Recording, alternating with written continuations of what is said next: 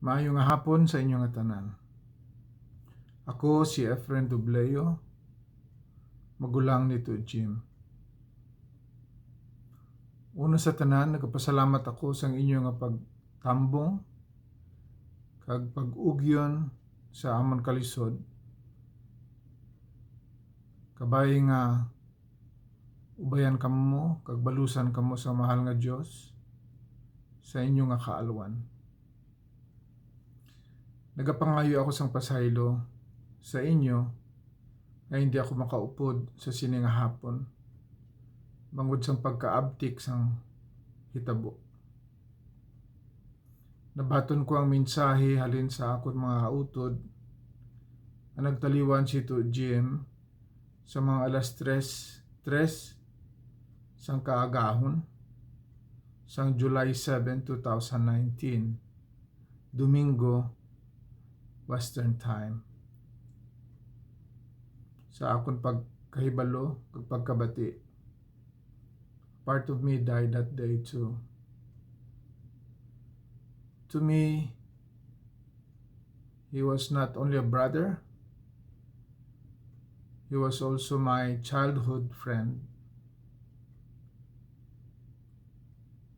Upod kami nagdako, upod kami nagahampang, nagaobra,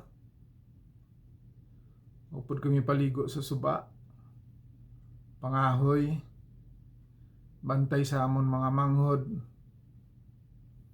kag bisan sa bakol ni nanay o ko ni tatay man, upod man kami gihapon. Sa amon nga pamilya, we also lost a friend, a brother, and we always go to him for everything, every practical thing. To us, he was an engineer, an electrician, a carpenter.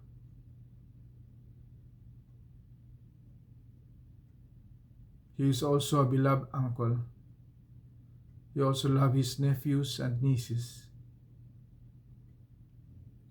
And everyone calls him Papa Jim. To him, we owe a great deal of gratitude. To Jim was born on November 10, 1957. He finished his elementary schooling at Sambag Elementary School. And high school, he finished it at Iloilo School of Arts and Trade, where he also finished his technical schooling. Nag-ubra siya sa Coca-Cola Bottling Company with their advertising department until they reorganized the company and they were retrenched for redundancy. And since then, he was working with Carmel until the present, which is over 30 years. He was kind, he was loving and generous. He doesn't know how to say no. He will give you his shirt off his back if you ask him. So, labi sa tanan, inahalad niya ang iya bugos sa kabuhi para sa ikaayos ang tanan. Siyang dalangpan sang tanan kung mga utod, mga nephews and nieces, mga grandchildren, and he would become the second father figure to everyone. He could have gone a different path. He could have finished his studies. He could have a family of his own by working his way into it. He was bright and hardworking. He could do whatever he wanted. But above all, he was an obedient son. When he was asked to stay home by my parents, he did not hesitate. He did not complain. He obeyed. He sacrificed himself for the good of the many.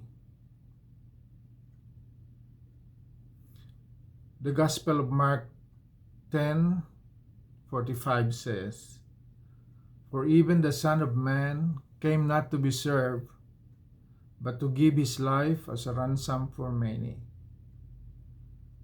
To Jim lived his faith by following the example of Jesus.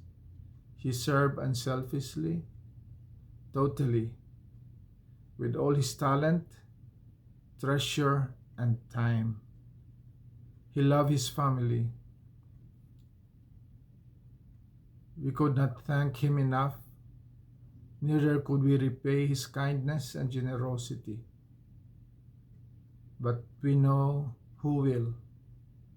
We know that his sacrifices will be rewarded in heaven. As he served humbly, faithfully, and sincerely, he will also remain alive in our hearts and mind as long as we live. He is survived by 5 brothers, 4 sisters, 12 nephews, 16 nieces, and 16 grandchildren, 53 in all. Paalam to Jim, we love you, but maybe Nanay and Tatay miss you more. Maybe they love heaven so much that they wanted their favorite son to be with them in paradise. Pray for us until we meet again.